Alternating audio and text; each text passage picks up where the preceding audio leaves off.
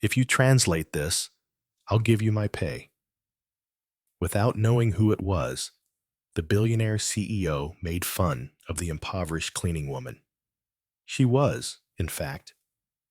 Please let us know which city you're watching from in the comment section before we begin. Additionally, don't don't forget to give this tale a score between 0 and 10. Savor the narrative. There must be a joke here.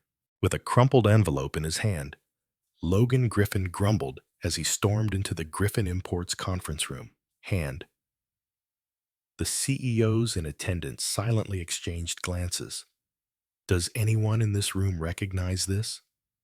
He flung the papers, like playing cards, over the table. Basque? What sort of... Does the company now send documentation in Basque? His personal assistant, Mariana, swallowed hard and walked cautiously up. "I've already contacted 4 translation services, sir. There isn't even an internet interpreter available right now. Useless." Logan whirled around on his heels.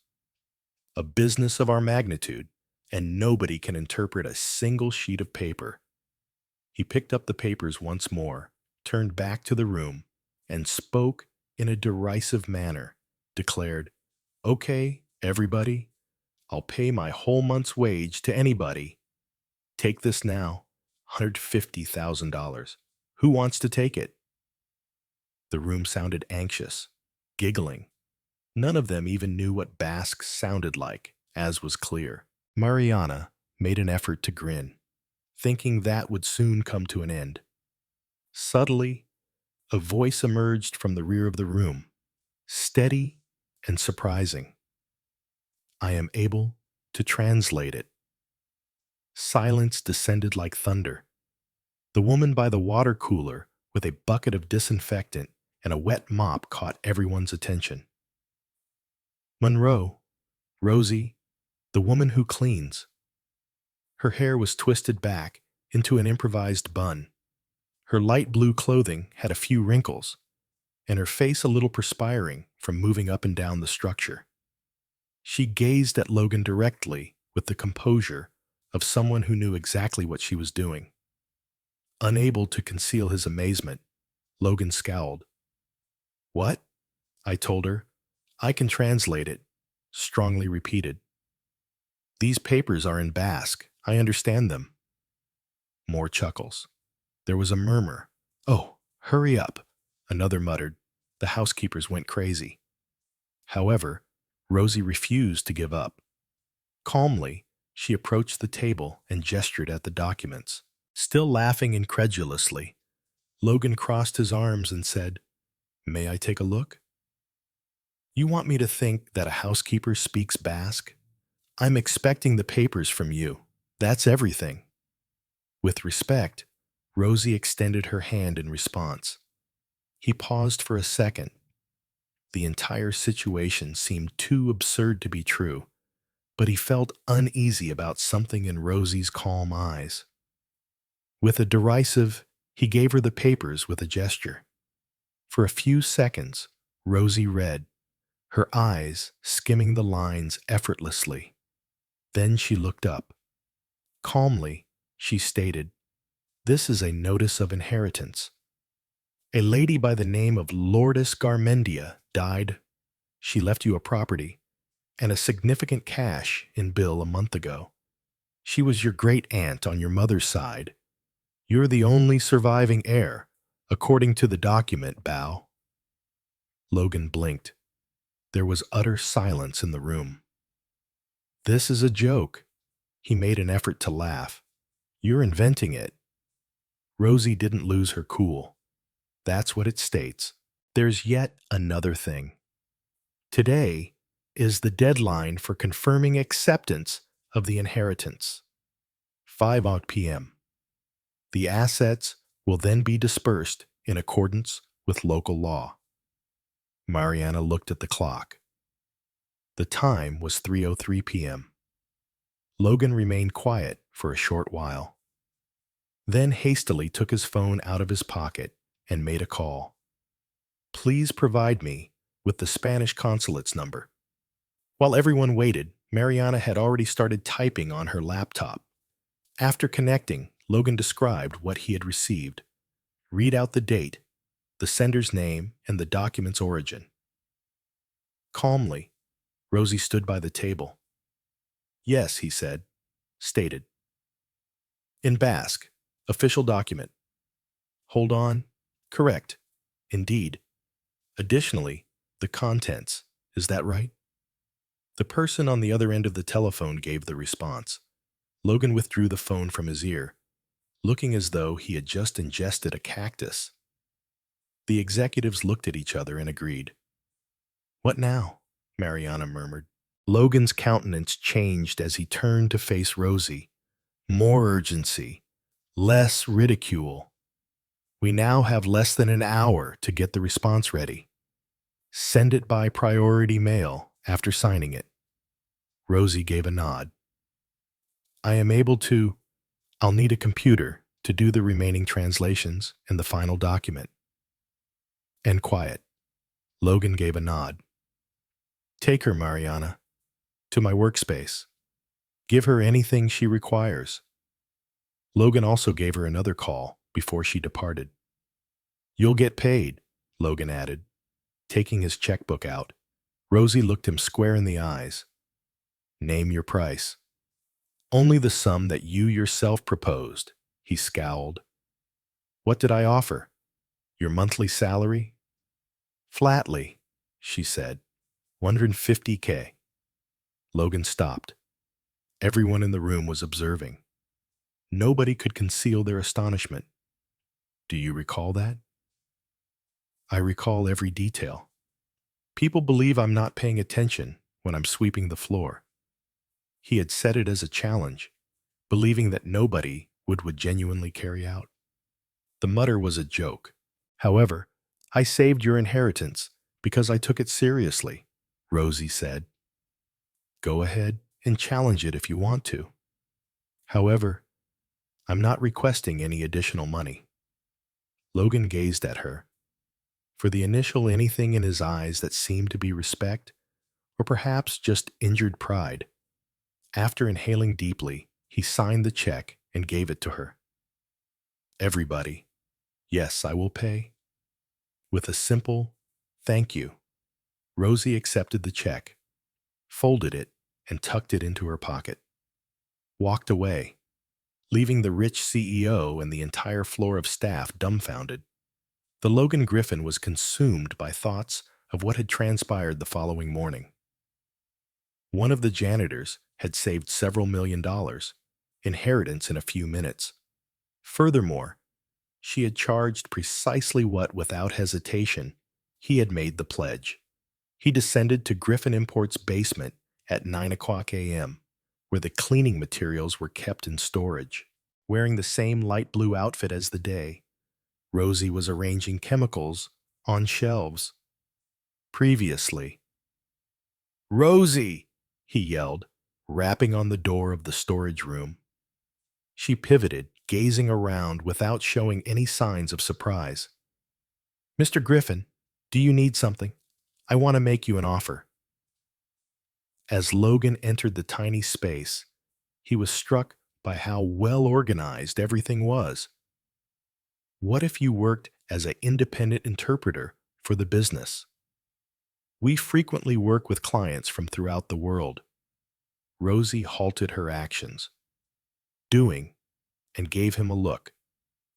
Independent contractor? That's right.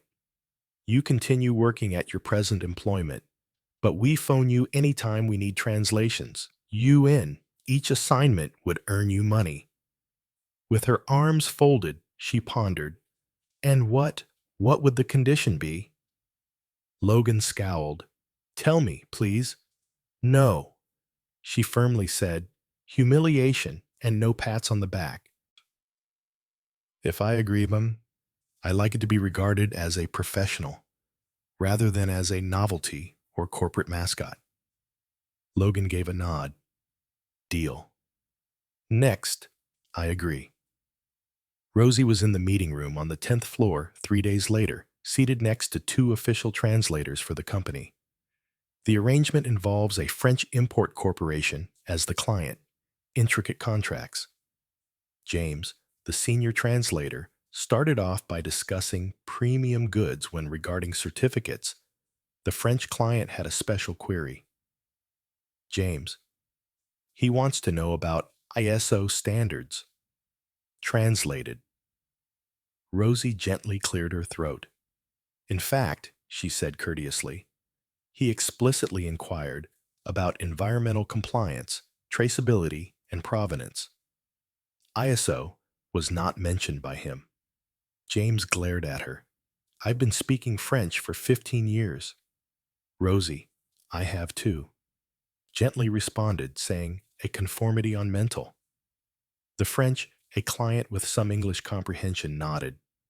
That's right, madame. Mercy. James swallowed forcefully. Embarrassed, the other translator looked down. Logan, observing. A tiny smile was concealed from the end of the table. Every time the translators faltered for the remainder of the meeting, Rosie intervened to provide clarification. She didn't try to brag, but she also didn't overlook serious errors. James walked out of the meeting without saying anything. Rosie was approached by the other translator. I apologize. Where? Where did you study? She asked in reference to James. That doesn't matter, putting her notes away. Logan waited for everyone to depart, saying, what matters is that the client left satisfied. Prior to going up to her. Where did you learn French? That was impressive. I have to go pick up my son from school. She sidestepped the question in her response. Your son? Rosie paused for a second. Noah. He is 7 years old. Oh. Logan made an effort to be informal. What about his dad? She stated plainly that there is no father. There's simply me. She picked up her luggage and made her way to the door. She turned, Rosie. Thank you for your efforts today. Really? The transaction was salvaged by you. She said, that's what you pay me for, and turned to go. Logan remained, more interested than ever, alone in the room. He did something he had never done before that afternoon. Mariana was asked to discreetly find the home address of an employee. The assistant inquired for HR. It's personal, he acknowledged candidly. Mariana arched an eyebrow without asking any questions. Him. Logan learned the following day that Rosie was a working-class resident of Pilsen, a modest home on a street that had obviously seen better days in a neighborhood on Chicago's South Side. In the course of the week, he began paying closer attention to her. Every time, Rosie showed up at precisely 6:30 a.m., worked effectively, and departed at precisely 3:30 p.m. She never missed a day, was never late, and never voiced any complaints. She always appeared more tense on Fridays. While sprinting, he questioned, is something wrong? Into her in the corridor. No, she said, as she always does. However, Logan saw that she was carrying a children's hospital envelope. The parts began to fit together at that point. He summoned Rosie for a private meeting on Monday of the next week. He gestured to the chair opposite from them and said, have a seat, his desk. I'd rather stand. Rosie, I know you have a child with special needs, she said, and that's your business because I'm curious. It's obvious that you're too qualified to work as a housekeeper. Why are you here? You can solve complicated problems in a matter of minutes, speak at least 3 languages, and understand legal jargon. Since I require money on a daily basis, there are no exceptions. In order to treat Noah, Rosie stared at him for a while. He has autism. He requires speech therapy, occupational therapy, and daily prescription drugs that exceeds $3,000 each month. Cleaning is paid on schedule. Not all occupations do. Additionally, he determined that he didn't want a defective child, she remarked bitterly, and he vanished before Noah's first birthday. Something constricted Logan's chest. Compassion, anger. Rosie, she interrupted, saying, I need work and dignity. I don't need help. Charity, it's acknowledgement. You're worth far more than your income. You've already paid me back. We're even, Logan. She erected ever higher barriers whenever he attempted to approach. Thank you. Did the $150,000 check clear? What did you do with the money? Rosie paused. I fixed the house. There was a leak in Noah's room, and I was able to engage a specialist private therapist for him. That's fantastic. He's already smiling and talking more. Logan noticed Rosie's expression soften for the first time. She was devoted to that lad. Is there any chance we may meet up? Why? I'm just inquisitive. Mr. Griffin, you're really curious. Logan, feel free to call me Logan. I'd prefer to remain with Mr. Griffin. Yes, Rosie. If you ever need anything, she said, as she made her way to the door. She said, you can come to me for Noah. I won't need anything, and departed, leaving Logan alone himself with a countless unsolved questions. Who was this woman? Why would someone with her level of intelligence and skill be sweeping floors? He knew that every time he attempted to assist her, Rosie would pull away.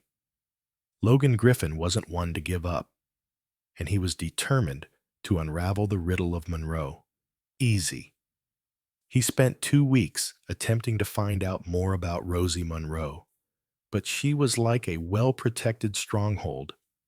He arrived in the supply room with 2 coffees the first time. He said, "Brought one for you," and Held removed the cup. She stated, "I don't drink company coffee," without raising her gaze from the supply list. "It's not from the Starbucks, is the corporation." "But..." "No." "Why not?" "Because I don't want to owe someone favors." Logan foolishly remained there with both coffees as she continued working, acting as though he wasn't even there. A week later, he made another attempt to bring up work. "Hey, Rosie, I'm considering growing the translation division. Would no be of interest to you?" You have no idea what I was saying. To express. The answer is no, whatever it is. However, you have no idea what the salary is. I don't have to know. It might be twice as much as you currently earn. She turned to Mr. Griffin. As I already mentioned, I don't require charity. It's not philanthropic. It's a real work opportunity. It seems the same to me. Feeling as though he had been debating with a brick wall, Logan left. He didn't give up, though. Since Rosie didn't want to discuss herself, he would research it.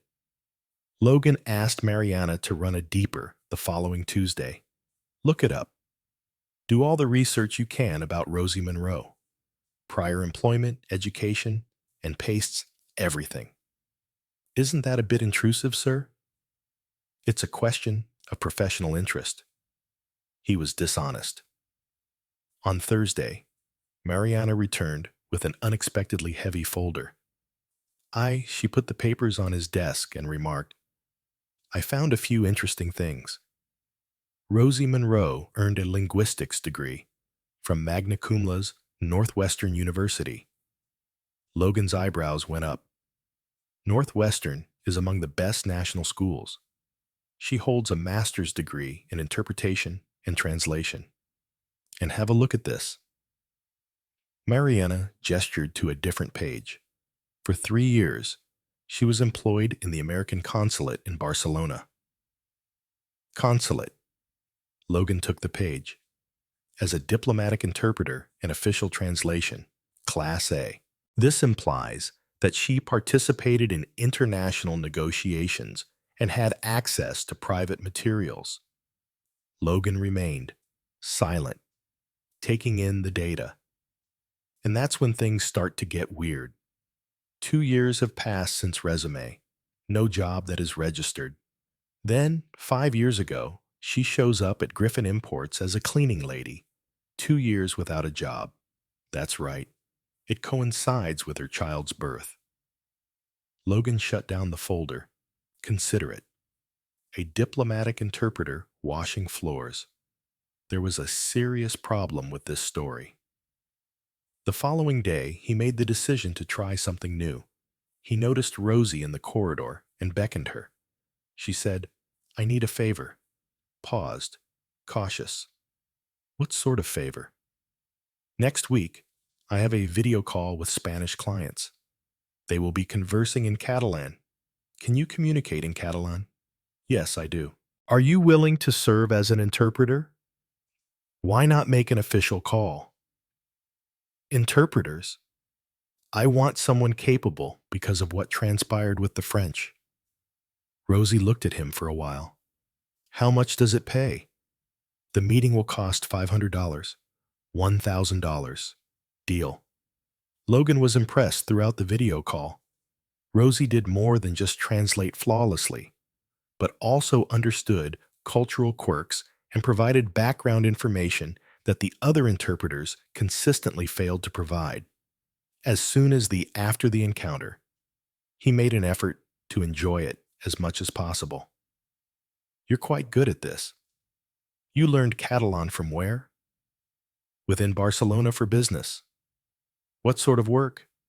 The kind I don't talk about. She was there, once again shutting all the doors. Did you ever teach, Rosie? You ask, but why? It seems like you're teaching by the way you describe things. I have been a lot of things. Like what? Logan inhaled deeply breath, attempting to control his annoyance. It's like ripping teeth from a bird when you talk to me. With a hint of laughter in her eyes, she said, I didn't know chickens had teeth. Hey. When she joked, Logan applauded in a theatrical manner. Everyone, make a note of the date. Rosie Monroe made a joke. Don't go overboard. I'm commemorating a historic turning point. He noticed a small smile on her face for the first time. You're a little dramatic, don't you think? A little. Logan acted like he was offended. I'm totally dramatic. I own it as a trademark. You must be yelling so much in meetings because of this. I don't scream. My voice is projected via passion. I understand. Is it organizing when you toss papers on the table? Enthusiastically? Surprised at how easily the talk was flowing, Logan laughed. He observed me. A lot for someone who acts as like they don't care about me. The conference room is cleaned by myself. It's difficult to ignore. What else do you observe? That your desk is constantly cluttered and that you consume a lot of coffee. Is that a criticism? An expert observation? Are you a professional in cleaning or observation? Both. Regarding Logan felt as like he was speaking to her in a genuine way for the first time. No fences, no terse responses. Could I ask you a question, Rosie? Something? You may inquire? I can't guarantee that I'll respond. Why would a person with your credentials be employed as a housekeeper? Her smile was gone in an instant. Because we don't always have the options we want in life. However, you have choices. Right now, you might work for any university or multinational corporation. She interrupted Mr. Griffin, and her tone reverting to formality. Noah has to be picked up from school. And there she was, rebuilding the walls once more. However, Logan had seen something new this time. She had dropped her guard for a short while. She had only bright, witty, perceptive. and he was beginning to see that he was intrigued by her in a manner unrelated to professional interest. The issue was that she appeared to resolved to stay away for the time being. Logan Griffin planned for 3 days how to extend an invitation to Rosie. It couldn't come out as overly professional or intimate. It had to be safe and impartial. He discovered her arranging cleaning materials in the storage space. "I have an idea, Rosie." She kept her eyes on the bottles of disinfectant. "I've previously said no if it's about additional work. Work isn't the point. It is an expression of gratitude. What is a thank you for? For this, you preserved 2 significant contracts from last week's translations. It's what I do." "That's right. Additionally, I want to thank you in a professional capacity." "Supper? Not much more?" Rosie paused her work and turned to face him. "Where is dinner?" "Lieber Narden. Are you aware of it?" "I am aware of its high cost. For a respectable business event, it's a respectable restaurant." Thinking, she crossed her arms.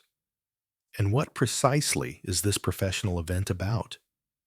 "Appreciation for services provided, establishing connections, a polite discussion among coworkers, professionals and coworkers employed by the same business." Rosie looked at him for a while. "Okay, I'll leave." Logan almost fell in unexpected. "Really?" "But with certain restrictions." "What are they?"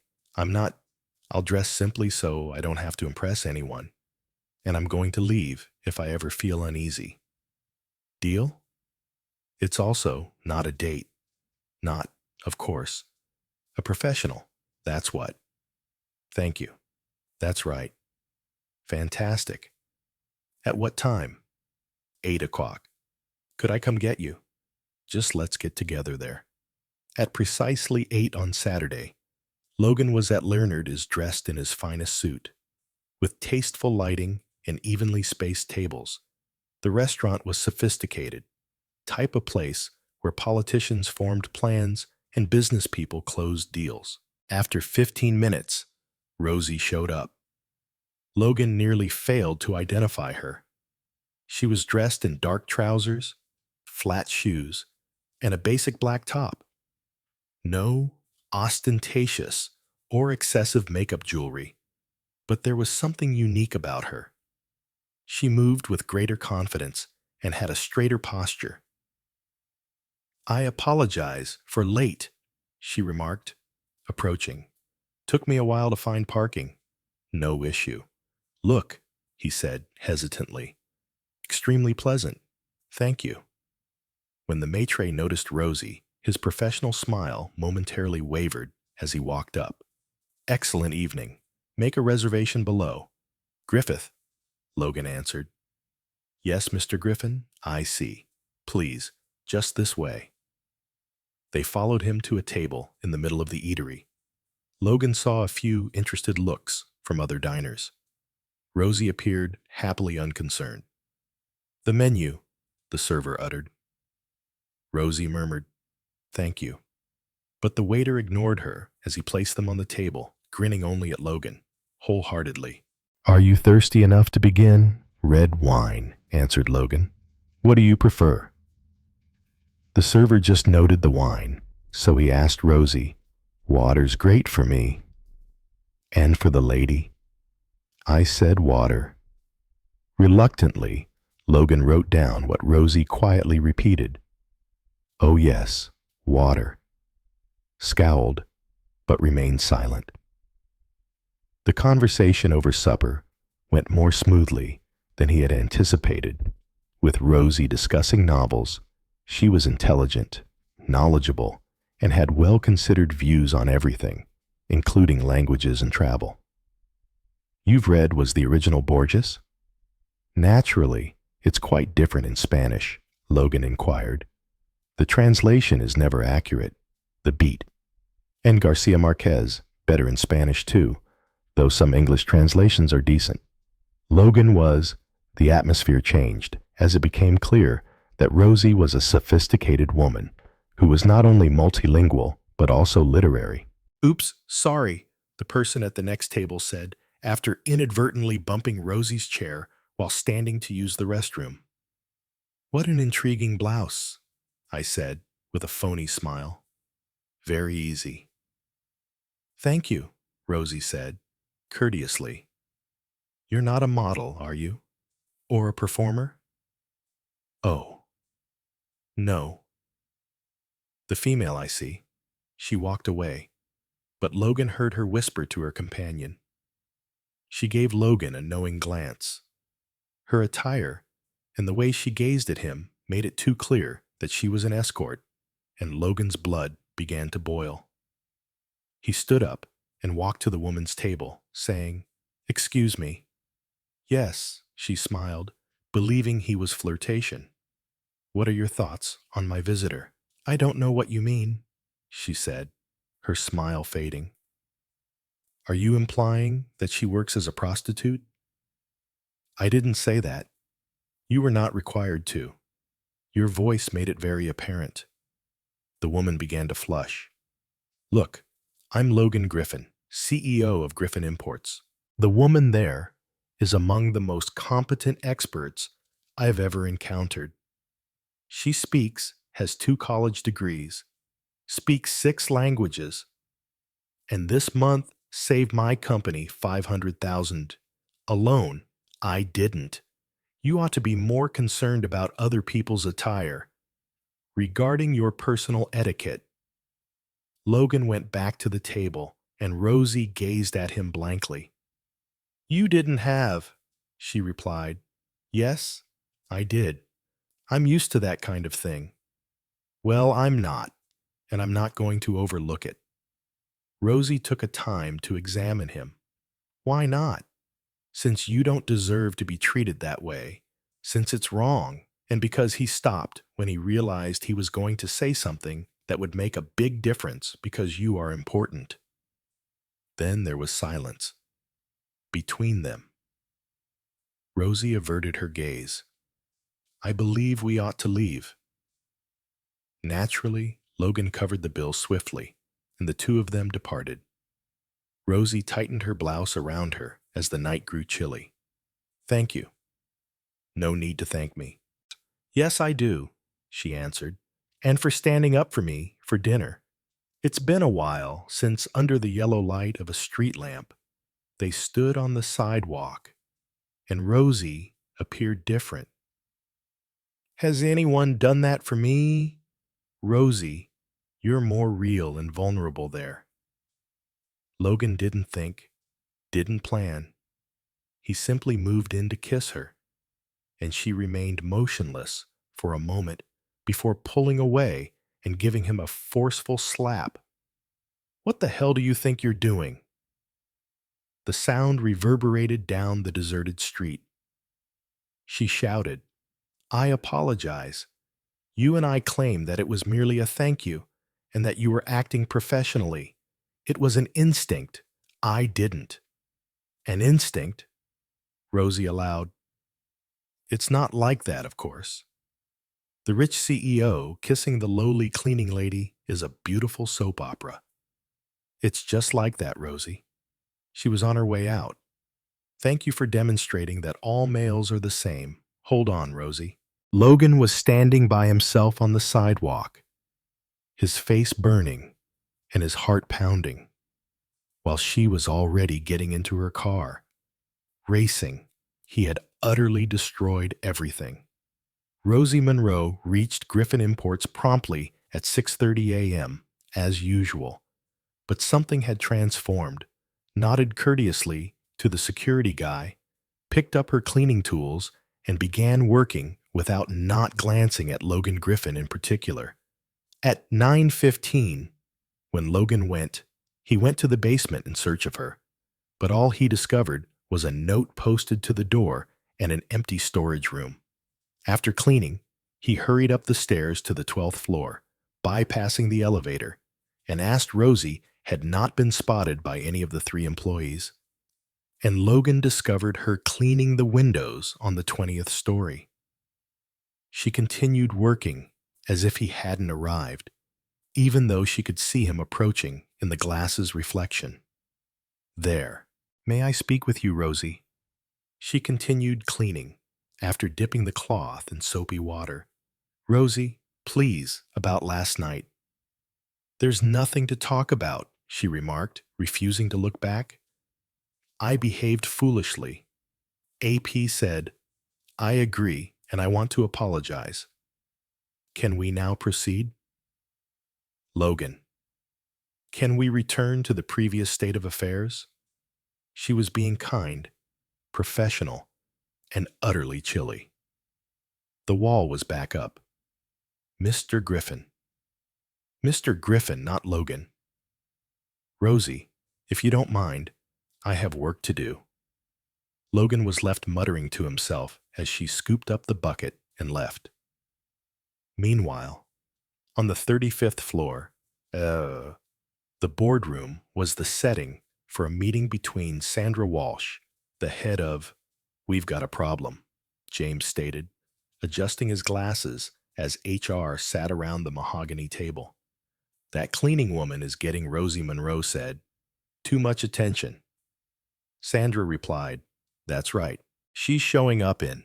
Richard nodded, interpreting for clients, attending crucial meetings, and earning almost as much as our senior translators. And Logan's obvious personal interest in her puts the business at jeopardy. James continued, A cleaning. If a woman with that level of access decided to sell, she would be aware of our contracts, clients, and activities. Information or blackmail someone, or if Logan's relationship doesn't work out and she files a harassment lawsuit, Sandra continued. Richard said, We need to protect ourselves. What do you suggest? James leaned forward and said, Termination. Quietly, without any fuss. We make excuses like budget cuts, department cleaning, reorganization, etc. And Logan, Sandra scowled. Logan doesn't need to know it was our decision. It can look like just another administrative change. That might backfire. We wait till she completes her ongoing translation contracts before releasing her. After, easy. Richard patted the table. Excellent. Sandra, take care of the paperwork. When?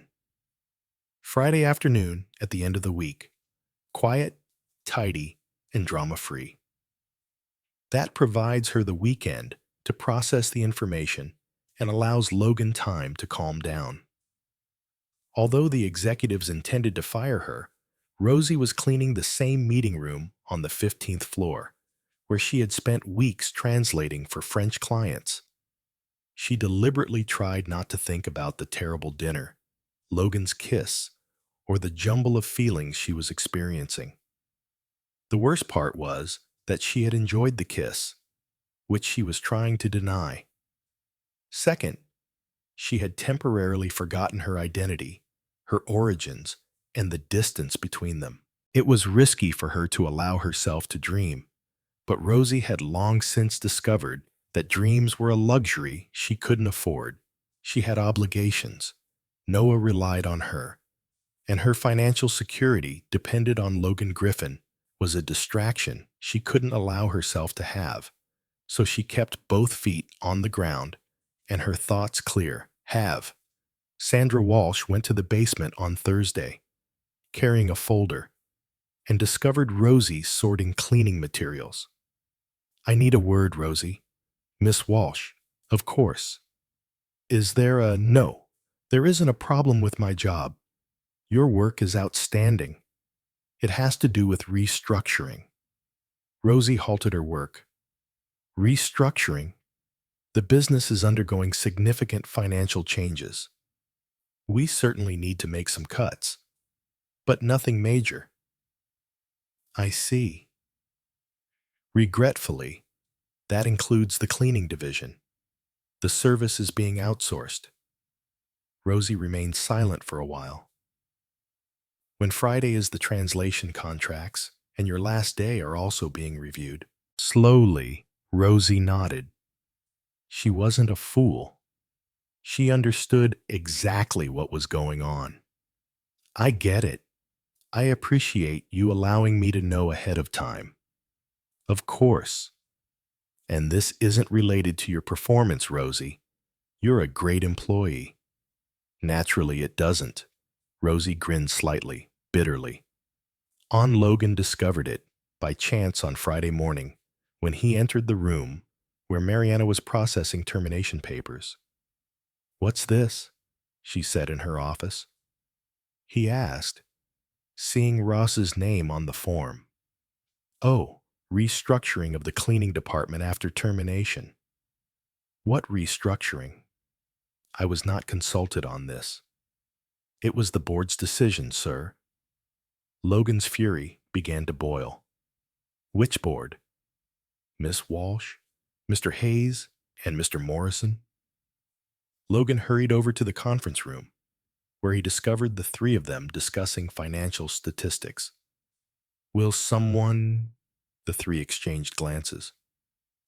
"Logan," James started, "explain to me why Rosie Monroe is being fired without my approval." "Nothing administrative, but this was an administrative choice."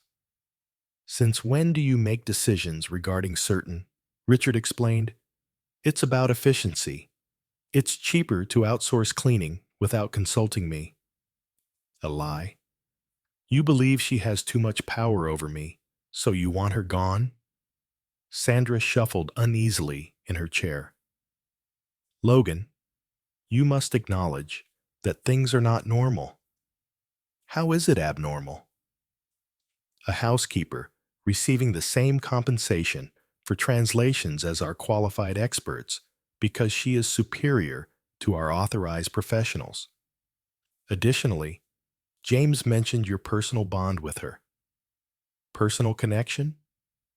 "The dinner last Saturday, the private discussions, the clear interest."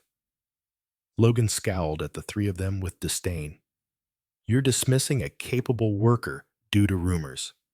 Richard, we're defending the business." "Logan," the termination said, "you're defending your own egos. You can't stand that a cleaning lady is smarter than you." Sandra responded, looking at her watch. "It's too late. She's already been told, and she accepted." Logan hurried out of the room. He discovered Rosie, dressed casually, in the parking lot with a box of personal items. "Rosie, hold on." They were dressed in pants and a light blue top and appeared strangely relieved. She turned around and said, "Hello, Logan. I heard about the termination. I'll reverse. I didn't authorize it." Logan was perplexed. "Why?" "Because I don't want to." "What do you mean, no need?" "I was going to leave anyhow. I work in an environment where people perceive me as a threat." "You're not a threat." "Well, I am. To their egos, to your reputation, to I don't care about the company's current state. What matters to me is Rosie. Let me help." I put a package into the trunk of her 2010 Honda Civic, which has a damaged antenna and some scratches. "Can find you another job. I can—" "Logan, stop. I can call contacts at other—" Logan halted. "I don't want your sympathy. I just want my dignity." "It's not sympathy." "It's what?" "Guilt," he said. "Obligation. Unresolved romantic interest." Logan stayed silent. I've been taking care of myself for years. I don't need saving. I don't need a knight," she added. "And shining armor. I am aware that you don't. Instead, you view me as a project that needs to be fixed, elevated, or saved. Indeed, it is. Logan, I'm not your project." Rosie climbed into her car. After saying, "Take care," she drove out of the parking lot, and Logan watched as she vanished into Chicago. Traffic. He followed her in his own car without thinking, and 20 minutes later, he was parked in front of a modest home in Pilsen. The yard needed maintenance. The paint was flaking, and there was a rusted kid's bike in the front. He could see Rosie holding a young youngster named Noah through the window, smiling, truly smiling, for the first time since he had met her. And Logan realized that despite all the problems, the difficulties, and the injustice, Rosie was happy. She had built a life, a home, a family, and perhaps she didn't really need him. Perhaps it was he who needed her. For a full week, because he couldn't stop thinking about Rosie, Logan Griffin wandered about the office, signing contracts without reading, and interrupted meetings to stare out the window. The following Thursday, he couldn't take it anymore. He drove to Rosie's house, knocked on the door, and Noah, a slender 7-year-old child with huge, inquisitive eyes, answered. Eyes. "Hello, you must be Noah," the boy stated without showing any shyness. "My name is Logan. I collaborate with your mother." "Mom." While continuing to look at Logan, Noah said, "There's a man here." Rosie showed up, wiping her hands with a dish towel. Her face hardened at the sight of Logan. "Why are you here? We must speak. We have nothing to discuss." "Yes, we do. 5 minutes." Noah looked back and forth between them, fascinated by the strain. "Can he come in, Mom? He seems like a kind guy." "Go play in your room, Noah." Logan saw the boy's cautious gait, as though each stride required additional focus. "Yet, Mom," the boy complied. 5. Rosie said, "Minutes," without extending an invitation. "I'd like to make you a job offer. We've previously discussed that. Not in this manner. Griffin Imports official translator, full-time pay, perks, health coverage. Logan, $60,000 a year to start with room for raises based on performance." Rosie folded her arms. "And who will look after him, Noah?" "While I'm working, I can assist with the cost of his particular school therapy, and we can work out a flexible timetable." "Rosie, stop right there. Be sensible. I am not in need of charity. It's not philanthropic. It costs money. The greatest I've seen is you. To have you, any corporation would pay twice as much. Then perhaps I ought to go look for one of those businesses." Logan hesitated, "For the simple reason that I desire it for myself." "Why?" "Since I have faith in you. Because you have an impact." Because he stopped realizing he was about to say something that would alter everything once more. "You don't understand, Logan. I can't ask you for favors." "Why not?" "Since it sets expectations. It generates debt. It makes things complicated." "What complications?" Rosie sighed. "The kind that hurts everyone in the end." The house's interior was where the sound of a falling object. Noah yelled, "Mom!" Rosie dashed in. Logan followed and noticed the youngster attempting to pick up the shards of a broken glass on the floor of the living room. "I couldn't hold it," frustrated Noah muttered. "My hands didn't want to listen." "That's okay, sweetheart," Rosie said, kneeling beside him. "I know. It wasn't your fault. It happens. But I was being careful." Logan watched the scene, noticing how patient and kind Rosie was, and how completely Noah trusted her. "Can I help?" Rosie replied, cleaning up the glass. "No need," Logan said. "Does he have coordination issues?" Logan inquired softly. "Among other things," Rosie questioned. "Mom, can I tell him about my therapies?" "I do speech therapy twice a week and occupational therapy 3 times a week." "You want to," Noah said excitedly, turning to Logan. "And I take medication. that improves my ability to focus. That's fantastic, Logan replied, with real interest. And my mother. She's definitely true when she says that I'll be able to do anything I want when I grow up. Rosie cleaned off and got to her feet. It's time for dinner, Noah. Can Logan join us? Logan needs to go. Actually, Logan replied, if it's okay, I'd love to stay. It's not. Please, Mom. Dinner ended up being a surprise. Rosie glanced at her son, then Logan, and only if he helped cook. Loving Logan. Rosie was an excellent chef. Noah was gregarious and humorous, and the modest but cozy home was filled with. After Noah left to clean his teeth, he said, "Love, Rosie. Accept the offer, Logan. Not for me, for him, especially for him. Why? He deserves every opportunity in the world, and he'll have them.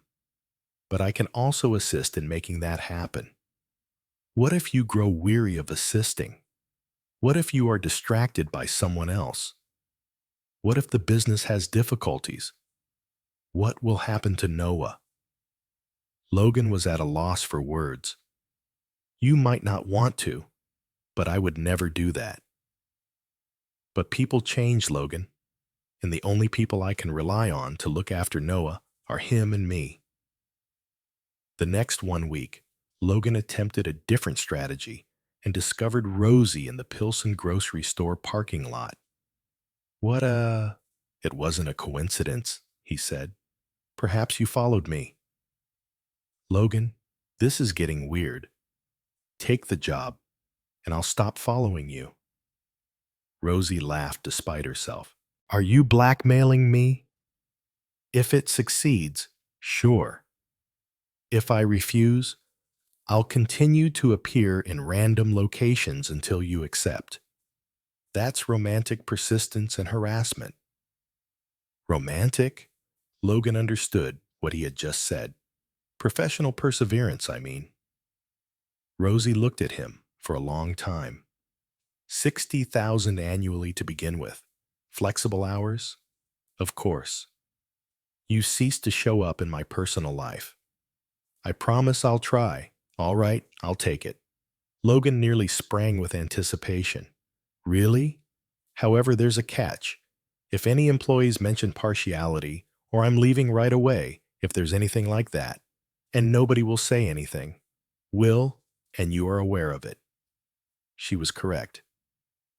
In Rosie's first week, as the official, the comment began immediately. Translator, look who became an executive.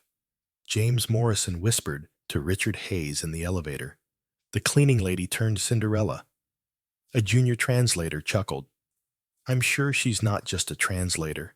Another said, but when a Japanese client showed up on Friday with a very complicated contract, the comment immediately ceased. Company's official translator struggled for 2 hours and couldn't make sense of the legal nuances. Rosie solved 20 minutes for everything. How did you know that this paragraph was referring to the 1987 import laws? James inquired, visibly mortified. Because I studied, she calmly said, international commercial law, where in life? From no one questioned Ross's position at the company after that day. 3 weeks later, Logan was in a crucial meeting. When his phone called, it was a number he didn't recognize, and he said, Excuse me, I have to take this. Logan was with investors. Rosie, what's wrong? It's Noah. Rosie's voice was strained and scared. I'm going to the hospital after fainting at school, but I don't have a car today. Mine is in the shop. Where are you? Logan got up from the meeting table and said, Gentlemen, we need to go to Lincoln Elementary. Don't move. I'm on my way. Reschedule this meeting. Logan, we're about to close a $2 million deal. The meeting is postponed, and he ran out, leaving 5 stunned investors behind. He was at the school 15 minutes later, escorting an unconscious Noah to his vehicle As Rosie sobbed quietly in the Logan discovered in the passenger seat that some things were much more significant than money for the first time, and one of them was unconscious in his arms. Logan and Rosie sat in silence at Children's Memorial Hospital, uncomfortable waiting room chairs, sipping watery machine coffee while they waited for news about Noah. The doctor, for the 10th time, Rosie muttered to herself rather than to Logan, "He's stable. He's going to be okay." But the blood tests. What if, Rosie, it's something serious? What if the medications are no longer effective? Her eyes were red with tears as Logan put his hand on her arm and said, "Sorry I called you. Didn't know what else to do. You left a crucial meeting, so don't apologize. I'm here because I want to be. The meeting is irrelevant. Of course it is. Noah is worth far more than $2 million." Rosie gazed. Logan stared at him for a long time, asking, "Why are you doing this?" "Doing what? Taking care of us? Helping? You barely know us." Hesitated. "I know enough." "No, you don't." Rosie leaned back in her chair. "You don't know anything about me, my background, or the reason your employer hired a diplomatic translator to clean floors. You won't like what you hear, so let me decide." For some minutes, Rosie remained silent and gazed at the ground. "I used to work at Meridian Global, an international consulting business. Not quite diplomacy, but nearly so." Logan was aware. One of the largest consulting businesses in the nation is Meridian. "What did you do?" "Senior interpreter and translator for talks on a global scale. I assisted in facilitating transactions between foreign and American businesses. Billion-dollar agreements. It sounds significant." Yes, it was. "I traveled the world, stayed in luxury hotels, and went to dinners with CEOs and ministers. I believed I had succeeded." What took place? Rosie inhaled deeply. "In 2018, I found out that several contracts I had translated were fraudulent. Meridian was assisting with money laundering via offshore accounts and sham corporations." Logan leaned forward. "It was reported by you." "I initially attempted internally. I first went to my boss, then the director, and finally the vice president. They all told me to stay in my lane, and you persisted in pressing. I collected records, emails, documents, and proof. I was able to take down half the board." "How did they treat you?" "My professional incompetence led to my termination. Propagate the idea that I invented the accusations out of revenge. My references were blacklisted." Logan's wrath increased. Within his chest. "It's against the law." "Yes, but their attorneys were superior to mine." Did you file a lawsuit?" "I tried. I bought attorneys with all of my savings. Yet they had connections everywhere. Judges, prosecutors, journalists. Due to a lack of evidence, my case was dismissed." "What proof?" "You claimed to have evidence. It had been misplaced or declared inadmissible because of incorrect handling." Logan tightened his fists. "Those jerks." "The worst part came next," Rosie added. "They started threatening me. Unusual cars on my street, emails, and anonymous phone calls advising me, Rosie, to keep quiet if I knew what was best for me. At that point, I discovered that I was pregnant." Logan said nothing. Noah's father worked at Meridian as a colleague. When he claimed he didn't want to get connected with a troublesome woman after learning about the threats, he vanished the following day. A coward. I thus relocated to Chicago. made use of the little cash I had to begin over. Noah has autism from birth, and I needed money quickly and steady. Cleaning tasks, don't inquire about your employment history, and pay immediately. Logan was attempting to take it all in. You were penalized for attempting to act morally. Yes, I was. I also learned my lesson. Stay out, work hard, and keep my head down. Of difficulty. You didn't want to accept the position at Griffin because of this. That's right. Attention is drawn to important jobs. Investigations follow attention. The past can be recalled through investigations. Still, you took it. Due to Noah requires his prescription. Additionally, the reason she hesitated was because you persuaded thought perhaps this time would be different. A doctor approached at that precise moment. Monroe clan. I am that, Rosie said, leaping to his feet. Noah is doing well. It was a negative reaction to a number of drugs. We'll modify the dosage, and tomorrow he can return home. Rosie almost passed out in relief. Logan managed to catch her. She said, "Can I see him?" Obviously, Rosie went to Logan and said, "He's awake and asking for his mom. Want to come with me? If you'd like me to." "I do."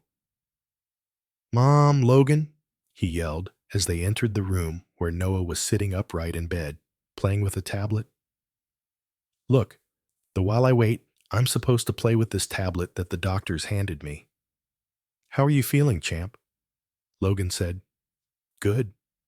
The physician Rosie stroked her son's forehead and added, "It was just a little mix-up with the medication. Nothing serious."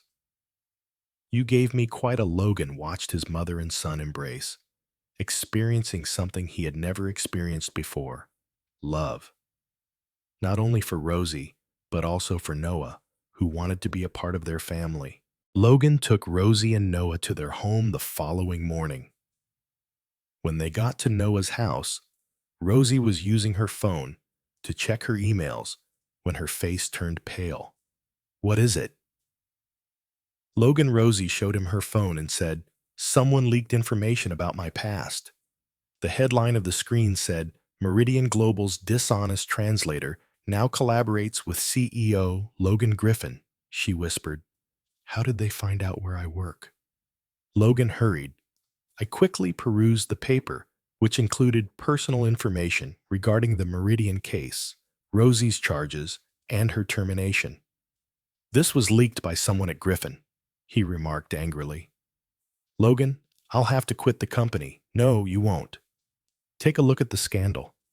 This will damage your reputation." "Reputation?" "Listen, Logan and Rosie. Things will be different this time. This time, she glanced at him with tears in her eyes and said, "You don't understand. They'll destroy you too." "Let them try." Logan's phone rang, and it was Mariana. "Logan, you must." Logan hung up after checking social media, which was swamped with inquiries concerning Rosie Monroe. The conflict had just started. Griffin Imports appears to be a battleground on Monday morning, with reporters swarming the building's entrance. The company phones were constantly ringing, and TV cameras were lining the pavement. Logan got to the office at Mariana was running around with a pile of papers at 7 o'clock a.m. "Thank God you're here, Mr. Griffin. We have 15 demands for interviews, 3 calls from the legal department, and an urgent meeting at 9 o'clock. Rosie didn't show up today and claimed to be at the doctor with Noah, but Logan knew that wasn't the case. Was hidden, and he couldn't hold her responsible. His phone rang around 8:30, but it was an unknown number. "Logan Griffin, it's Jessica Park from Channel 7 News. May I ask you a question?" "A few inquiries concerning Rosie Monroe, your employee." "Nothing to say, Mr. Griffin." Were you aware that Ms. Monroe was fired from Meridian Global due to professional misconduct? Of this when you employed her? It's rumored that you have a personal relationship with her. Was it a factor in your hiring decision? Logan threw up the phone in a rage. He was facing the board of directors in the conference room on the 35th floor at precisely 9 o'clock a.m. 5 men in dark suits looked at him gravely. Richard Hayes started. "Logan, we must—" James Morrison responded. "Don't act dumb. Talk about Ms. Monroe. What about her? The company's being torn apart in the media as a result of her." Sandra Walsh pushed a tablet. "Look at him." Logan noticed a picture of himself next to a picture of Rosie on the screen. The headline said, "A billionaire CEO stands up for a suspect worker." Sensationalism is what that is. It's a, Richard retorted, public relations catastrophe. Our clients are worried. 3 contracts have already been suspended while an inquiry is conducted. Why? Because clients don't. If we employ people with dubious backgrounds, will you no longer have faith in our company's integrity? James clarified. Logan threw his fist on the table. What dubious background? Rosie was a victim of corruption, not the one Sandra stated. But Meridian Global tells a different story. Of course they do. Logan, be realistic. They're hiding their own tracks. Richard remarked, in business, impression matters more than truth, and the way it is currently seen is harmful. The impression is incorrect. Nevertheless, we must take action. Set Monroe on fire and make a public declaration distancing the business from her history. No, Logan. No, he responded. We've never had a more capable professional than Rosie Monroe. Impressed, she rescued contracts, customers, and elevated our bar. However, the scandal is unrelated to her. Work here. I wouldn't leave a worker to save face, even if it did. James let out a sigh. You're not thinking rationally, Logan. You're thinking emotionally. I'm using principles in my thinking. Fundamentals don't maintain the business or pay salaries, then perhaps we are operating the business incorrectly. There was silence. The space. Richard quietly said, Logan, I'm asking you, as your friend and partner, to think again. Publicly fire Monroe. Demonstrate the company's integrity. Displaying integrity would be the contrary. The business is losing money. It will recover. Investors are anxious. They'll settle down. Be sensible, Logan. I'm being sensible. Logan got to his feet. Refused to ruin the life of an innocent person in order to preserve our company's reputation. Thus, you are formally declining to fire Monroe, Rosie? Sandra inquired. Publicly and formally, of course. Despite being aware of the consequences, we've never had a better professional than her. Anyone can leave if they don't like it. The 5 board members exchanged glances. James said softly, Logan, you're pressuring us. By what do you mean? We are unable to. Don't let sentimental choices endanger the business. Emotional choices? It's clearly, when it comes to Monroe, your judgment is affected. I have excellent judgment. It's not, said Richard. For that reason, you were momentarily removed from your position as CEO by representatives of the majority shareholders. Logan felt as though someone had punched him in the stomach. That is not something you can do. We are able to are. The Partnership Agreements, Clause 15b. When judgments are made that the board can step in if there is a serious risk to the business. This is absurd. It's essential. Sandra stated, while we deal with this matter, you will be on leave for 2 weeks, and Rosie will be terminated this afternoon. James said, "Logan, you have no authority to make threats if you touched her." Informed him, "You're suspended." Logan turned to face the 5 people seated at the table, individuals he had collaborated with for, "You're going to regret this." "Maybe," Richard replied, "but it's what we need to do." Logan stormed off, slamming the door, and arrived at Rosie's Pilsen home 2 hours later. "Logan, what are you doing here? I thought you were at work," they said, opening the door with tears in their eyes. Rosie leaned against the door frame. "Oh, Logan, what?" "I refused to terminate you, so the board suspended me. We have lawyers, so we can fight against their attempt to fire you this afternoon." "Stop, Rosie." Logan paused at something in her voice. "Let them win. Stop." I made my decision," she said. "What decision?" "I'm leaving Chicago." "No." "And I'm going somewhere where we can start over, like Portland or Denver." "Rosie, please don't do this. This is the only way. You'll continue to suffer as long as I'm here. Your business, your profession, your life. I don't give a damn about it." She began to cry, saying, "I can't let you lose everything because of me. You didn't do anything wrong. It doesn't matter. The outcomes are the same. I'm the reason you're losing your business." Rosie, Logan, for the first time after years of Noah's happiness, stability, and progress, my history has forced us to start afresh. Doesn't need to be this way. It does, indeed. She dabbed at her tears. Now is the moment to. You're just giving up like that because you acknowledge that some people are unable to change what they did or what was done to them? Logan was devastated. "I love you, Rosie," she said, closing her eyes.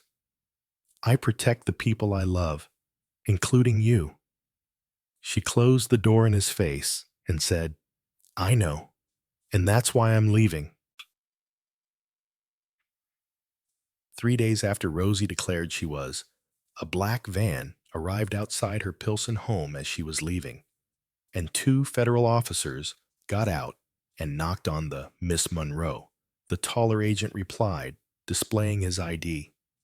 "Agent Davis, FBI. This is Agent Chen. We must talk to you about what?" Rosie was holding Noah's hand, their baggage already piled in the corridor behind her. "You have been invited to testify in a federal investigation, Meridian Global." "Investigation? Could we enter?" Agent nervously, Noah crouched behind Rosie as she paused before opening the door in response to Chen's question. The youngster murmured, "Mom, who are they?" "They're cops, sweetie, but Agent Davis put a packet on the kitchen table, Ms. Monroe. 6 months ago, we opened an inquiry of international contracts related to corruption schemes. Your name was the initial whistleblower back in 2018. Although my report was disregarded, the data Rosie sat down carefully. You gave back, then began a separate investigation that has taken years to build." Agent Chen opened the folder and discovered that Meridian Global was using money laundering for, as you mentioned, corrupt politicians, Russian oligarchs, and Mexican gangs use fictitious contracts.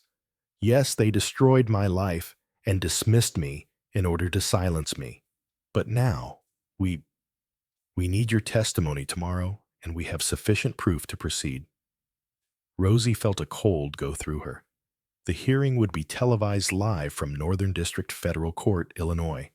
High-ranking officials and influential business people are involved in this matter, which is of national importance. Transparency is crucial. What happens if I decline? This is a formal subpoena. You don't have an option. Rosie called Logan that evening, and he picked up the phone on the first ring.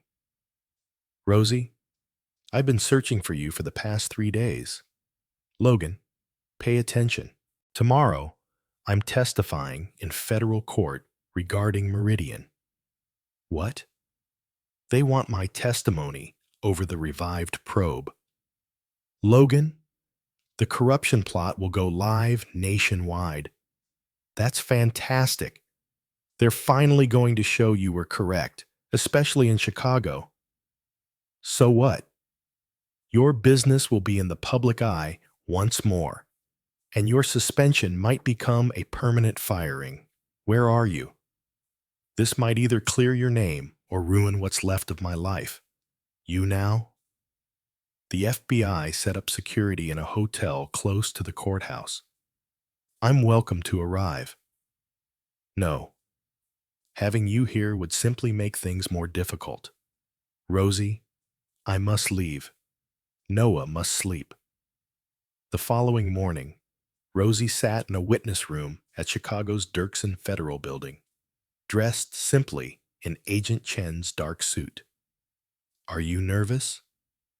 Fearful, Chen inquired. Simply, be honest. Your proof is strong.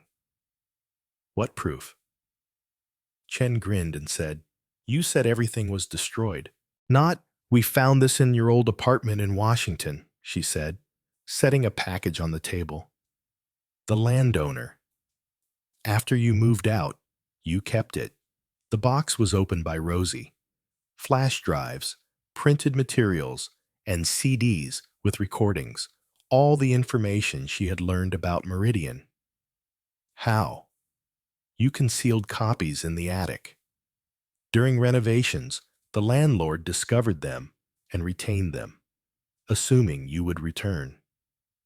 Rosie felt her tears well up in the eyes. I had forgotten all about this. Now, this proof will serve as the cornerstone for dismantling the largest corruption scheme of the decade.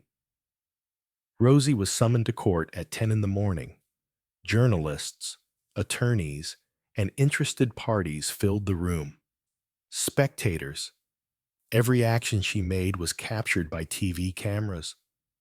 Miss Monroe, the federal prosecutor, began, Did you work for Meridian Global between 2015 and 2018? Yes. And what was your role? Senior interpreter and translator for international talks. Did you have access to anything throughout that time? Private documents? It was a requirement of my employment, yes. What did you discover in those records? Rosie inhaled deeply. I found out that Meridian was helping to move money illegally, using deceptive agreements. In order to launder money from illicit origins, shell corporations were established in tax havens. Could you be more precise? In March 2018, I translated a contract between Meridian and Baltic Ventures, a business. $50 million was to be spent on industrial equipment as part of the contract. However, Baltic Ventures wasn't there when I looked. The address was merely a PO in the Cayman Islands. What did you do with this information? I investigated other agreements. I discovered a pattern. Dozens of shell companies, all using the same plan. And then I reported it internally. I approached my manager, Kellerman, David. How did he respond? He advised me to concentrate on my thoughts since I was seeing things that weren't there. Work and stop asking questions. But you didn't give up. Indeed. I collected proof, documents, emails, meeting recordings, and other evidence showing Meridian was aware of and actively participated in these plans. What was the outcome of presenting this evidence? I lost my job because incapacity on a professional level. My access was revoked, my reputation destroyed, and I was intimidated into keeping quiet. How was it threatened? An anonymous caller warns me that if I continued to disseminate Something might happen to me. Lies. Unusual vehicles were parked on my street. I once returned home to discover my flat had been broken into. Do you, Miss Monroe, have any evidence of these threats? Yes, I do. Rosie took a flash drive out of the box. I took pictures of the suspicious autos, taped some of the calls, recorded every detail. The prosecutor connected a laptop to the drive. The courtroom was filled with a menacing voice. Rosie, you ought to quit making up stories. Sometimes people who make too much noise vanish. A whisper echoed throughout the space. Why did you hold on to this proof for so long, Miss Monroe? I knew that the truth would be revealed. Someday, and because I wanted to protect others who might be going through the same thing. Despite the fact that your career was destroyed, particularly as a result of such. Logan watched it all on TV at home, his heart in his throat. Rosie bravely and resolutely stood her ground, ultimately being heard. Additionally, today, do you still maintain that Meridian Global was involved in money laundering? I don't, the prosecutor went on. Rosie brought up another flash disk and said, maintain it. I prove it. The emails on this drive are between Meridian executives talking about silencing me and how to divide the proceeds from these plans. The prosecutor grinned, permanently. Miss Monroe, thank you. No more questions. 3 hours later, Rosie emerged from the courthouse to find a throng of reporters waiting. She remained silent, just got into an FBI car. Logan, however, had witnessed it all, and he grinned for the first time in weeks. Rosie Monroe had been vindicated. It was time to take her home now. Rose's testimony shook the entire country like an earthquake, and every major newspaper included her story in its headlines. Thursday morning, Logan was at home watching the news when his TV switched to a Meridian Global press conference. Publicly, Meridian Global admits that significant errors were committed in the Miss Rosie Monroe case. The company's acting CEO stated, reading from a prepared statement, "We sincerely apologize to Miss Monroe for the treatment she received and the effects our actions affected her career and life." Logan almost spilled his coffee. They were publicly apologizing. Additionally, the CEO went on, Meridian is setting up a compensation fund for Miss Monroe's losses and putting new regulations in place to safeguard future whistleblowers. The phone rang for Logan. It was Richard Hayes. Did you watch the press conference, Logan? Yes, I did. You need to come back. By what do you mean? Last night, the board convened. Your suspension is no longer in effect. We want you to return as CEO right away. Logan smiled broadly. Interesting how quickly you changed your thoughts, Logan. Last week, the company lost $3 million due to contract cancellations. Customers would like to know if we still back Monroe. You must control the issue for us. And Rosie about that. Perhaps we moved too quickly, in a hurry. If she's interested in attending back, we can change our minds. How generous of you, Logan. Be pragmatic. The woman's turn into a national hero. It would be good to have her at the company now. Logan ended the call. After an hour, he was rapping on the door of the motel where Noah and Rosie were staying. One of the federal agents said, "Mr. Griffin?" Logan entered the suite and saw Rosie standing on the balcony overlooking Lake Monroe. "Miss Monroe is expecting you." Michigan. Even though she was dressed simply in jeans and a blouse, there was something unusual and self-assured about her. More powerful. "Hello," he said. Hi, I saw you were reinstated. How did you find out? The Chicago CEO is back in charge after an employee is found not guilty, and it's all over the news. How are you? Feeling? Rosie looked up at him. Odd. I'd dreamed of this for years. Moment of finally getting accepted and having my identity cleared.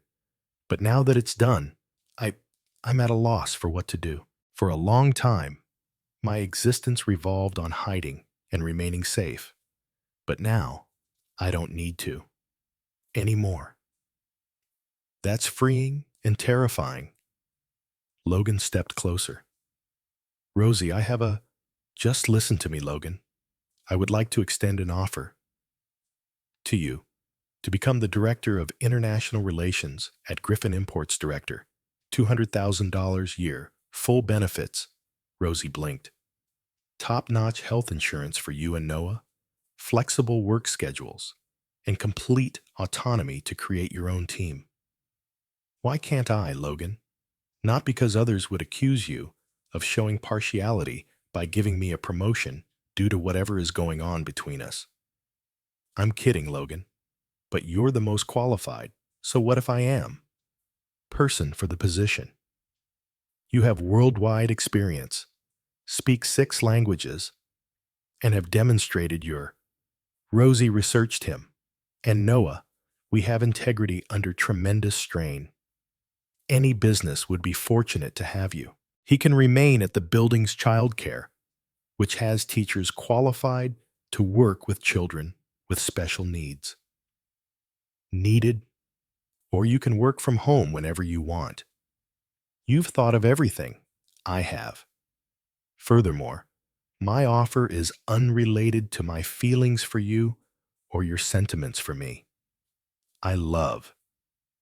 That hasn't changed, Rosie, but this offer is professional, and you deserve it. This chance, regardless of our relationship. Rosie was silent for a considerable amount of time. If I accept, how will we handle us? I wish to keep my personal and professional lives entirely separate. Logan grinned.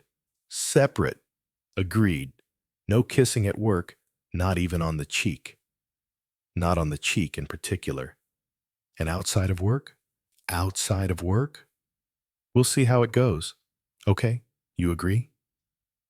Rosie took a breath deeply.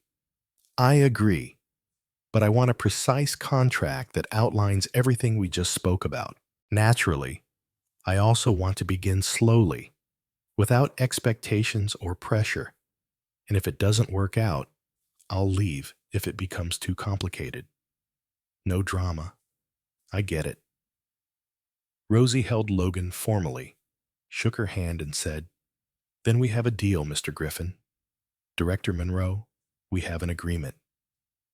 Rosie began her first day as Director of Foreign Relations on Monday of the following week.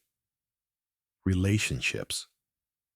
Logan had provided her with a lake-facing office on the 30th floor, along with all the equipment she could possibly require. Mariana handed her the schedule and said, Your first meeting is at 10 o'clock. German clients interested in import contracts. Excellent, Rosie remarked, organizing her supplies. The meeting went really well. Rosie's proficiency in their language and her understanding of international commerce regulations pleased her German clientele. After the meeting, one of them said, Outstanding. I know, Logan said with pride. Rosie repeatedly demonstrated her abilities during the week, closing agreements that had been on hold. For months, resolved challenging international conflicts, and delighted each client she heard on Friday. Logan knocked on her door, and she answered, Come in, without looking. Up from her papers. How did your first week go? It was difficult, but it went well. Have another suggestion, Logan. What is it? The global trade. Professional. Strictly professional. The largest event in the area is a conference in Paris in 2 weeks, and I would like you to accompany me as our lead interpreter. At last, Rosie looked up. 3 days in Paris, a five-star hotel, there will be big players. It's a fantastic opportunity to establish Griffin as a market leader worldwide. And what? Specifically, I would be assisting with negotiations, translating, and interpreting. You would be my formal business partner at the event. Business partner? That's right, neither more nor less. Rosie grinned. You're in? It's work, isn't it? You mentioned it was a once-in-a-lifetime opportunity. When do we leave? Opportunity. It's true. I'm in. However, Logan, if you attempt to kiss me, and Logan chuckled and noted, I'll throw you off the Eiffel Tower, Paris. However, as she returned to her work, he couldn't help but smile. Paris, with Rosie, despite the fact that it was entirely professional, was still. The George Effet Hotel in Paris is an example of how sometimes the best starts are the ones you least expect. Was lavish, sophisticated, and boasted a breathtaking view of the Eiffel Tower, exactly what Logan had promised. Logan insisted on staying 2 stories above Rosie, who remained in a room on the 10th level for the purpose of professionalism. They gathered in the foyer at 7 a.m. on the first day of the conference. Rosie possessed a leather briefcase that Logan had never seen before and was wearing a perfect gray suit. New briefcase? He inquired. She smiled and added, Noah gave it to me. Attempting to hide her beauty, he said a director required, as he puts it, a director's briefcase. The Paris Convention Center was bustling with activity. The hallways were crowded with business people from all around the world, finalizing deals and creating relationships. Rosie and Logan went directly to the Griffin Imports booth. A little nervous, Logan said. I haven't done anything this significant in a long time. You're going to be fantastic. And she was. Just that morning, Rosie negotiated in Mandarin with a client from Japan and interpreted for them simultaneously. Before lunch, she settled a contract dispute with a French businessman and a Chinese delegation. How does she flip? She's amazing, Logan said, observing the Japanese company representative question, between languages so quickly. They sat at a cafe close to the convention center for lunch, while Rosie explained technical aspects in excellent Japanese. Are you? More than I anticipated, Logan remarked. Are you having fun? I had forgotten how satisfying it is to apply all of my abilities. How does it feel different to be back in Paris? I was fleeing when I was here, but now I'm here to stay. They discussed work, the conference, and the clients, but there is a difference, a huge difference. Logan observed the brief times when Rosie chuckled at his jokes, when their gazes lasted a little longer, and when she, unaware that he was leaning in, Logan attended a panel discussion on the future of global commerce that afternoon. Rosie sat in the audience, silently interpreting for a speaker who had been invited to speak. Few foreign customers. Logan spoke into the microphone at Griffin Imports. We think that trade will involve more than just goods in the future. Human relationships are at issue, and we've been fortunate. He looked at Rosie in the crowd and said, It's enough to find someone who understands that better than anyone I've ever met.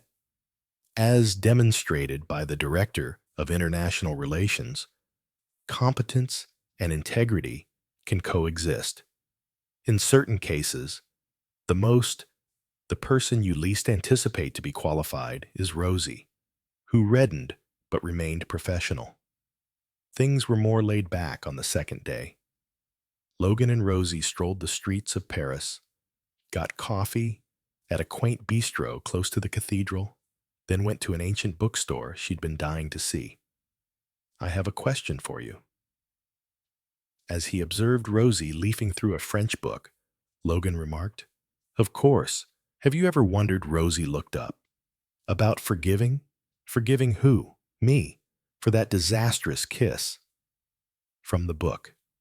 "I really did forgive you a long time ago. Since then, Logan, you've behaved like a gentleman, giving me space, respecting my boundaries, and presenting me with possibilities, without coercion.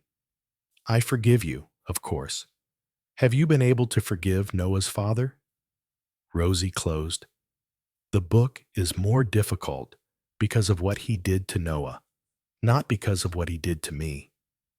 Leaving a child behind, he has no idea what he lost. No, he truly doesn't."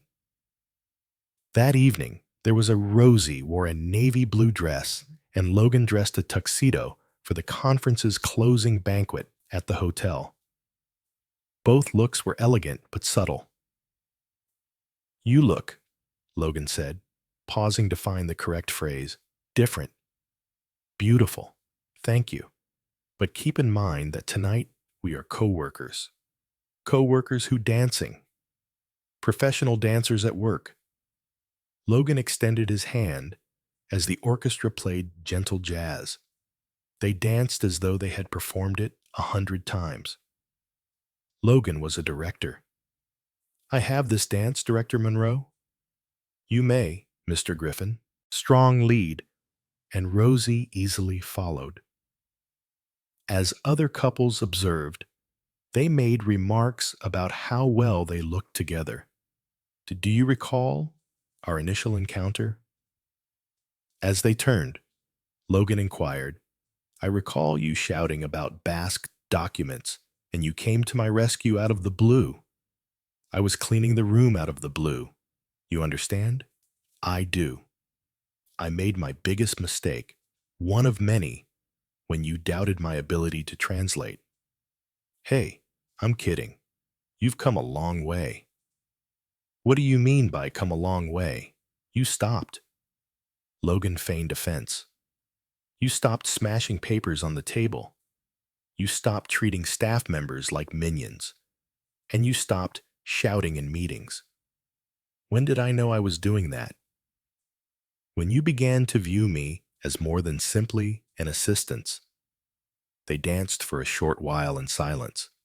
"Thank you for what, Rosie?" "For improving me as a person." She gazed Logan. "You were already a good man. You were only disguising yourself as the CEO, and you assisted me in finding the genuine Logan once more. Perhaps we were able to support one another." The music changed to a softer, more personal tune. Logan maintained a polite distance when couples approached. "May I confess?" he inquired. "It depends on the admission. I deserved the first slap you gave me. It was well deserved. However, I learned something valuable from that." "What?" "That you were more than a worker.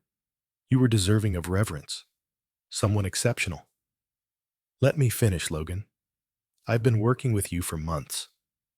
Have been the greatest part of my life, not only in a romantic sense, but also in a professional and personal sense. You push me and motivate me. You're being a little aggressive for a dance between coworkers, which may be because I don't want to."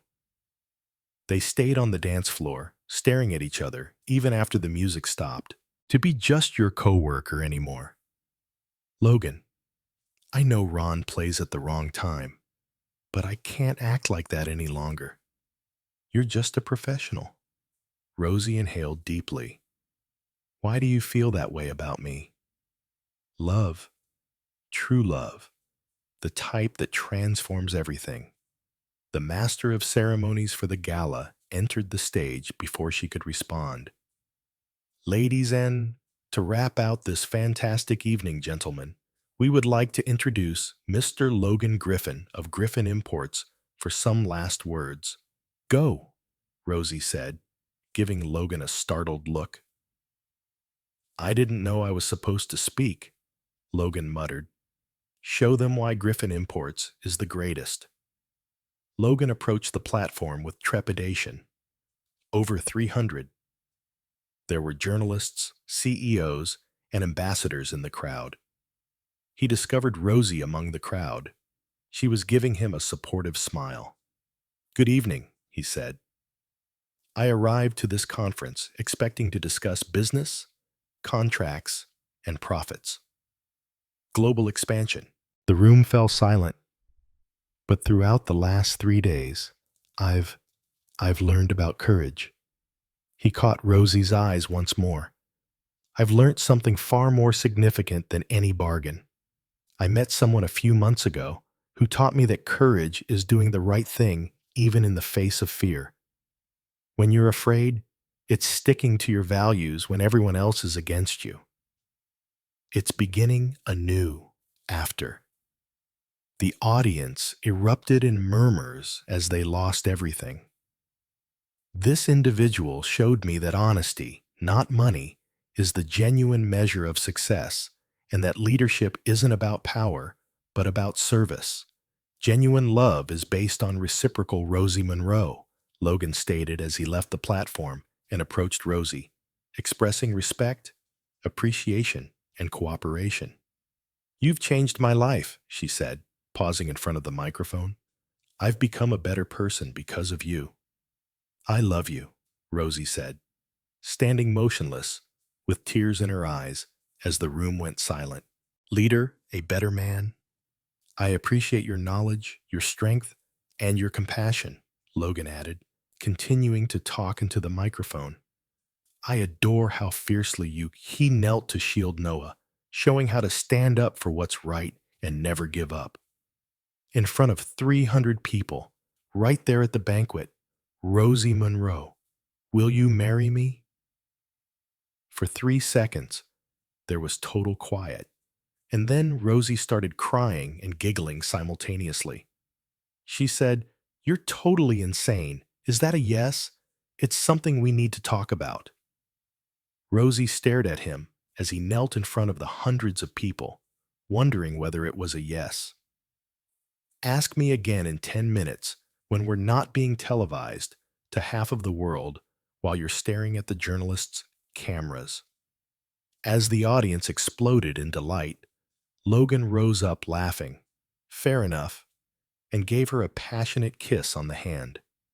6 months after the in June, Chicago awoke to a pristine blue sky and the Paris Proposition. 15th, and Griffin Imports' rooftop was converted into a sky garden for Logan Griffin's wedding. And Logan turned to a makeshift dressing room where Rosie Monroe was getting dressed on the 40th floor. She was dressed simply but elegantly in a white satin gown that accentuated her inherent beauty without going overboard. Mom, you look lovely, Noah remarked as he adjusted his tiny tuxedo's tie. At 8 years old, due to the additional treatments Logan had insisted on, he had matured and his coordination was becoming better every day. Supportive. I'm grateful, my love. You also have a good appearance. Are you prepared to carry my ring? All set. I worked on my walking. Yesterday, Rosie grinned and stroked her son's hair slowly with the rings 15 times. Life had transformed entirely for them. And Noah was now enrolled in the Chicago International Academy, a school for gifted children and those with special needs. He spoke 3 languages, played the piano, and was developing a real love of math. Mariana, who had been elevated to executive vice, called softly from the door, Mrs. Monroe, president of the company. A few individuals are present, but it's time in 5 minutes. Rosie arched her eyebrows, asking who would like to talk to you first. Meridian Global co-workers. Rosie tensed. They weren't invited. I understand. Rosie paused for a moment before nodding. But they specifically asked to see you today. They said it was important. 5 minutes later, 3 individuals entered the room. Sarah Chen, a former boss of hers, David Kellerman, a former Michael Rodriguez, the former head of operations, and a translation colleague. Rosie, David started, obviously uneasy. Thank you for seeing us. What do you want? First, to say we're sorry, Sarah said, her eyes already filled with tears. We knew you were right about the corruption. We all did, but we were too. Michael said, we were afraid to stand with you, afraid of losing our jobs, afraid of being associated with a scandal. David moved in closer, calling them cowards. Rosie, when you were fired, I could have defended you. I ought to have, but I decided to put my own career ahead of what was right. Additionally, because of, we want you to know that we gave full testimony in your federal investigation, Sarah stated. We turned over all of the documents we still possessed, and Michael took out an envelope today. Meridian has agreed to compensate you with an extra $2 million out of his own pocket for the personal, and you sustained professional harm. Rosie accepted the envelope in disbelief. $2 million? It was the least we could do. David said, we know money can't undo what happened, but we hope it shows we acknowledge the damage we made. Rosie glanced at the three of them before turning to face Noah, who was observing everything. I accept your apologies, she finally concluded, because we all make mistakes when we're afraid. What important is having the guts to put things right? Sarah hugged Rosie tenderly, taking care not to crease her clothes. You were always the bravest of us all.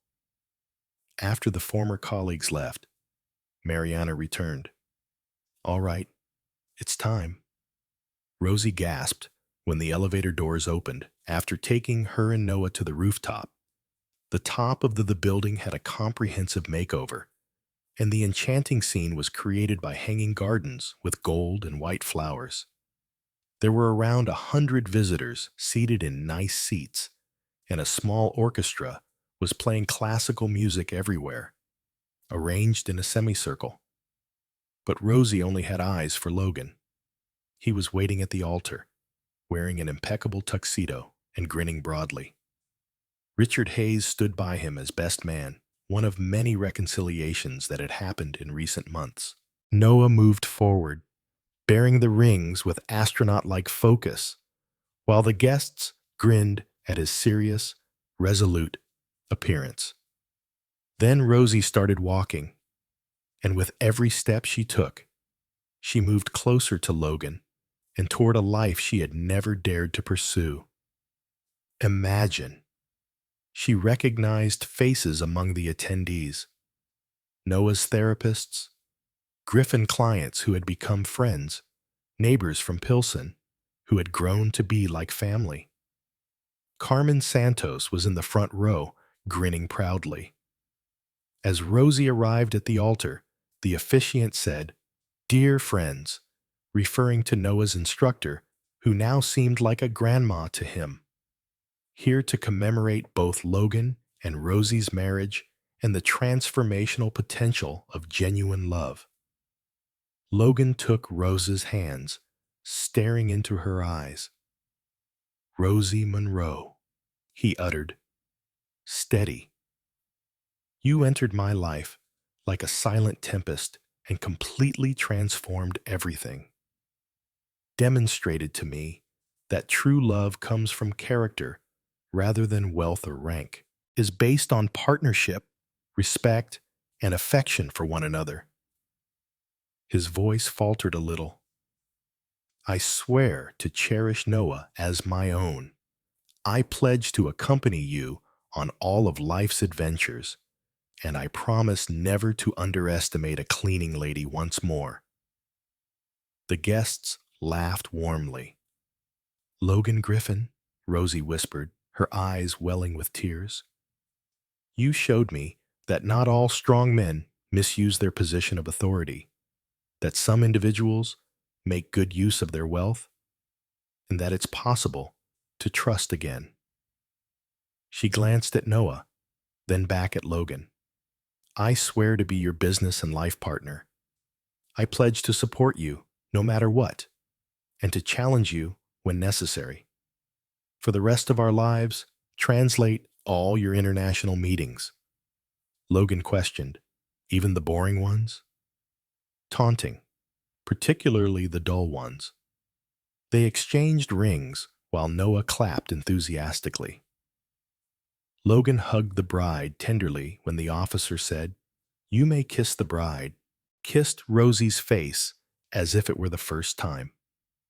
Late into the night, the festivities continued. Rosie and Logan Noah watched, beaming with joy as they performed their first dance together as husband and wife. "Can I tell you something?" Logan said as he spun Rosie to the music. "Of course. Remember the day you slapped me?" "Which one was it?" There were a not many. "After dinner, the first one, I recall. At that point, I realized I was in love with you." "Really? Why?" "Since you were the first to treat me like an ordinary man, not a CEO. Without considering the consequences, you put me in my place." Consequences. And you were drawn to that. It captivated me. Later, when the celebration was coming to an end and people were beginning to depart, Logan and Rosie were by themselves on the patio, overlooking Chicago's downtown lights. "Can I say something?" Rosie asked, nestled in Logan's embrace. "Always." "Recall the social project we discussed for women in precarious circumstances. The job training and mentoring program is the one. I would like it to be our first official endeavor as a pair. I genuinely want to support ladies in similar situations to my own." Logan kissed her forehead. "Women who are invisible, silenced, who just need a chance to show what they're capable. We'll begin on Monday." "Why wait?" Rosie chuckled. "I admire your zeal, and I love everything about you." They stayed quiet for a while, watching the city. "Logan, yes. Thank you for what? For actually seeing me, not as a victim, not as a housekeeper, not as a charity case, just me." Logan pulled Rosie Griffin, he began, attempting to pronounce her new name. "You're the most amazing person I've ever met.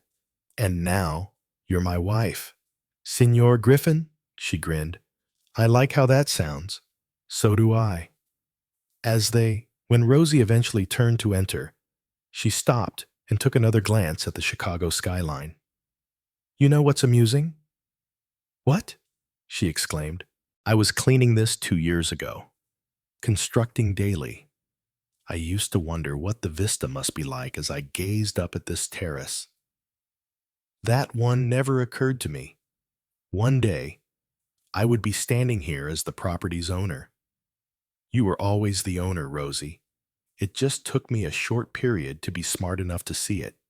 With happy tears in her eyes, she turned to face him. "Logan Griffin, I only ever wanted your respect, and now your love, not your sympathy. You have all of that forever." Additionally, they kissed there high above Chicago, the entire city bearing witness to the fact that happy endings are indeed possible, in particular for those courageous enough to defend them. How did you feel about the story of Rosie and Logan? Express your opinions in the remarks. Give this story a score between 0 and 10. How much did you score? Subscribe to the sheet to follow all of our stories. Click the bell on the channel. And click here at the conclusion to read more heartwarming tales.